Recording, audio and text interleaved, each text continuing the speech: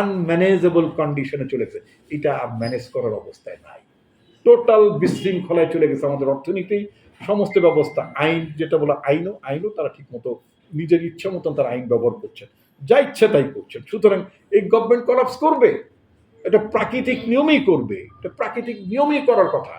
কোনো জাতি কোনো সভ্য কোরআনের মধ্যে বলছে না যে আমি পৃথিবীতে বহুবার আমি পৃথিবী ধ্বংস করে দিছি? আরে কেয়ামত তো একটা ফাইনাল কেয়ামত তো পরে হবে, কিন্তু ছোট ছোট কেয়ামত যে পৃথিবীতে হইছে, বহুত বহুত কমকে আল্লাহ ধ্বংস করে দেন নাই, এটা কোরআনে আছে না নাকি নাই? নিশ্চয়ই আছে। তো সুতরাং যখন কেউ বাড়াবাড়ি করে, কোনো কম, কোনো জাতি, কোনো গোষ্ঠী যখন বাড়াবাড়ি করে, তখন তার ধ্বংস অনিবার্য। এটাই এটা এটা ইসলামে আছে, কোরআনে আছে, ইতিহাসে তাই বলে। তো সুতরাং এই সরকার অত্যাধিক বাড়াবাড়ি করেছে, সুতরাং তার স্বাভাবিক প্রাকৃতিকভাবে তার বিপর্যয়ের মধ্যে প্রাকৃতিকভাবে সরকার ন্যাচারালি কলাপস করবে। কিন্তু এখন আপনি যদি চুপচাপ বসে থাকেন, আমি যদি চুপচাপ বসে দিয়ে এমনি যখন যে কথাটা ন্যাচারালি কলাপস করবে, তাহলে আমার আর কোনো কিছু করার নাই। আমার করার থাকবে, কারণ আমরা একটা পরিবর্তন চাই। আমি আমাদের দলের নেতা কর্মীদেরকে একটা কথা বলতে চাই, যদি আপনার কেউ মনে করে থাকেন যে আওয়ামী লীগ ক্ষমতায় গেলে, ক্ষমতা থেকে চলে গেলে এরপরে বিএনপি আসলে আওয়ামী লীগের মতন বালু খাবো, গাছ খাবো, রাস্তা খাবো, চাঁদা খাবো, টাকা খাবো, ফলনা খাবো, দপনা খাবো ইত্যাদি যদি মনে করেন, no, that is not the politics of BNP. এটা বিএনপি রাজনীতি, এটা জিয়াউর রহমানের রাজনীতি না। জিয়াউর রহমান একটা ধ্বংসস্তূপ থেকে বাংলাদেশকে উনি রিবিল্ড করে বাংলাদেশকে উনি পুনঃপ্রতিষ্ঠা করেছিলেন। এটি গণতন্ত্রের ধ্বংসস্তূপ থেকে উনি নতুন দল তৈরি করেছিলেন। ওনার রাজনীতি এবং ওনার দলটা হচ্ছে কতটা সত্য, কতটা বাস্তবতা। রাজনীতির নিয়মটা হচ্ছে প্রতিটি স্তরে একমত ইসলাম, একমাত্র কোরআন, তার কোনো ভার্সের পরিবর্তন হয় না, তার কোনো পরিবর্তন হবে না। আর পৃথিবীর সব কিছুই পরিবর্তন হয়। পাঞ্জাবির স্টাইলের পরিবর্তন, চশমার স্টাইলের পরিবর্তন, চুলের স্টাইলে পোলাপান, আজকালকার পোলাপান তো অনেক চুলের স্টাইলে পরিবর্তন করে দেখলাম, তাই না? তো রাজনীতিরও পরিবর্তন, অর্থাৎ সময় উপযোগী রাজনীতি দিতে হবে। জিয়াউর রহমান সময় উপযোগী রাজনীতি দিতেন। আপনার 70 দশকে যে রাজনীতিটির দরকার, তখন সারা পৃথিবীতে সামরিক শাসন চলছিল। আবার একটু সময় সারা পৃথিবীতে গণতন্ত্রের কথা বলে, সারা পৃথিবীতে আপনার দেখবেন মানবাধিকারের কথা বলে। এখন যে মানবাধিকার এবং গণতন্ত্রের কথা বলে, এটি কি 70 দশকের কথা বলতো? এক সময় তো আপনার প্রচুর আফ্রিকান দেশে, এশিয়ার বিভিন্ন দেশে সামরিক শাসন ছিল। এখন সামরিক শাসন পৃথিবীর বড় বড় পরাশক্তি তারাও কিন্তু ওয়েলকাম করে না।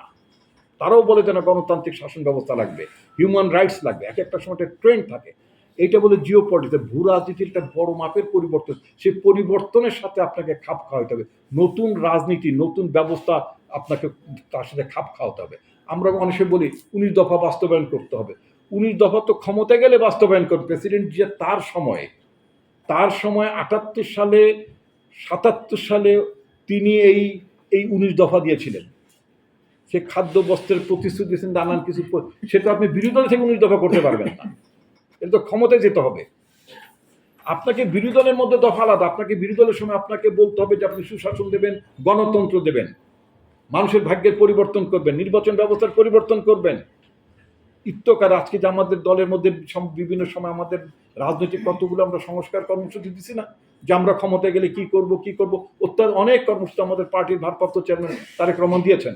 আমাদের 31 দফা। আমাদের নেত্রী কারাগারে যাওয়ার আগে তিনি সংস্কার প্রস্তাব দেন নাই। তিনি তো এটাও বলেছেন যে রাষ্ট্রপতি এবং প্রধানমন্ত্রীর ক্ষমতার মধ্যে ভারসাম্য থাকবে।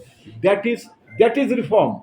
এখন তো আমাদের দেশে না চলছে প্রধানমন্ত্রীর শাসন, মানে এটা অ্যাবসলিউটলি প্রধানমন্ত্রীর শাসিত ব্যবস্থা। ইট ইজ নট আপনার মানে ওয়েস্টমিনস্টার টাইপ অফ গভর্নমেন্ট। এটা সংসদীয় গণতান্ত্রিক ব্যবস্থা না মূলত।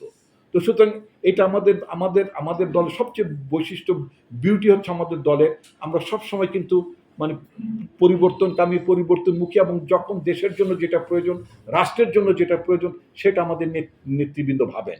আমাদের নেত্রী বুঝেছেন যে না, প্রেসিডেন্টকে ছোট জগন্নাথ বানায় রাখারও দরকার নেই, প্রেসিডেন্টের হাতে কিছু ক্ষমতা থাকা দরকার।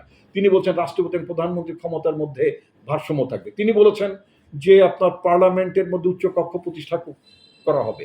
অনেক কথা তিনি বলেছেন। আমাদের বর্তমান ভারপ্রাপ্ত চেয়ারম্যান নতুন করে আবার মানে সংস্কারের কথা বলেছেন। আমাদের কি দরকার? আমাদের দরকার আজকে যে জনগণ ভোট দিতে যায় না, জনগণ ভোট বঞ্চিত হয়ে গেছে। কেন? দেশে কোনো গণতান্ত্রিক ব্যবস্থা নাই। দেশের জনগণ জানে যে আমরা ইচ্ছে করলে আমার পছন্দের প্রার্থীকে আমি পার্লামেন্টে পাঠাতে পারবো না। আমরা কি একজন আনোয়ারুল ইসলাম আনারের মতো লোককে পার্লামেন্টে পাঠাতে চাই? আমরা কি আপনার আব্দুর রহমান বদি তৈরি করতে চাই? আমরা কি হাজী সেলিমের মতন মানে প্রতিনিধি বানাতে চাই, যার ছেলে আপনার যে বিমান বাহিনীর না কোন এক মানে আপনার সশস্ত্র বাহিনীর কর্মকর্তাকে লাঞ্ছিত করেছে, তার কোনো বিচার হয়নি? কারণ দেশে তো এই ধরনের কোনো বিচার ব্যবস্থা নাই এখন, অথচ তাকে তার ছেলেকে কিন্তু নমিনেশনটা দেওয়া হয়েছে। Very very unfortunate. এখন কথা হচ্ছে কি যে আমরা তো শুধুমাত্র বিএনপি ক্ষমতা আসবে আর আওয়ামী লীগ ক্ষমতা যাবে অথচ সব ঠিক থাকবে এরকম কোনো শাসন ব্যবস্থা, এরকম কোনো সিস্টেম আমরা বিশ্বাস করি না। আমরা একটা অ্যাকাউন্টেবল সিস্টেম বিশ্বাস করি, একটা জবাবদিহিমূলক ব্যবস্থা বিশ্বাস করি। আজকে আমরা আমাদের পার্টির প্রতিষ্ঠাতা জিয়াউর রহমানের শাহাদত বার্ষিকী উপলক্ষে আলোচনা করতে আসলাম। এখানে আমরা কথা বলতে পারতাম, তিনি অনেক ভালো মানুষ ছিলেন, তিনি একজন বড় সমন্বয়ক ছিলেন, তিনি একজন সফল গণতন্ত্র প্রতিষ্ঠা করেছিলেন, এগুলো আপনারা সব জানেন। এগুলো আপনার না জানেন তা না, এগুলো জেনেই তো আপনার দলটা করেন। উনি বাংলাদেশের মুক্তিযুদ্ধের নেতৃত্ব দিচ্ছেন, এটা কি অজানা কথা? তিনি আমি মেজর জিয়া বলছি, এই কথা আপনারা জানেন না? যখন বাংলাদেশে কেউই যখন আপনার স্বাধীনতার ঝুঁকি নিয়ে যে যার জীবন নিয়ে পালিয়েছে, নেতৃবৃন্দ পালিয়েছে, বাংলাদেশে 26শে মার্চ রাতে, তখন আমার হাফ প্যান্ট পরা বয়স, কিন্তু আমি রাজনীতি সচেতন পরিবারের জন্মগ্রহণ করা একজন ছেলে আমি। উনি দুটো ভাষণ দিয়েছেন, 26শে মার্চে এবং 27শে মার্চে। তখন 26শে মার্চের ভাষণটা ওয়াইডলি সার্কুলেটেড হয় নাই। তো সেখানে তিনি কি বলেছেন? তিনি স্বাধীনতার কথা বলেছেন, নিজেকে অস্থায়ী রাষ্ট্রপতি ডিক্লেয়ার করেছেন, তাই না? তো এই যে বিধি ব্যবস্থাগুলো, তার মানে একটি লোক কতটা ভিশনারি হতে পারেন, একটি লোক কতটা স্বপ্নিক হতে পারেন, তিনি তো